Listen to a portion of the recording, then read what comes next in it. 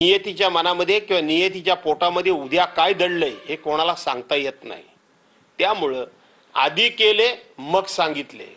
आज मी जिल्हा परिषद पंचायत समिती आणि नगरपालिकेच्या निवडणुकीची जबाबदारी मी स्वतःहून अंगावर घ्यायचा निर्णय घेतोय।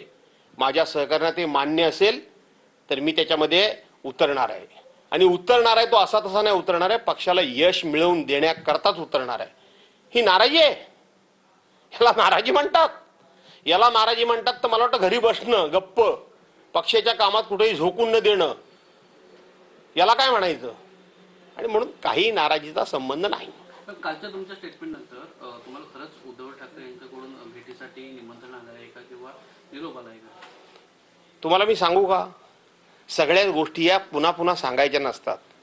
माननीय उद्धव साहेबांना भेटण्याकरता मला कधीही अपॉइंटमेंट घ्यावी लागत नाही। कधीही मला गेटवर एक सेकंद सुद्धा थांबवलं जात नाही।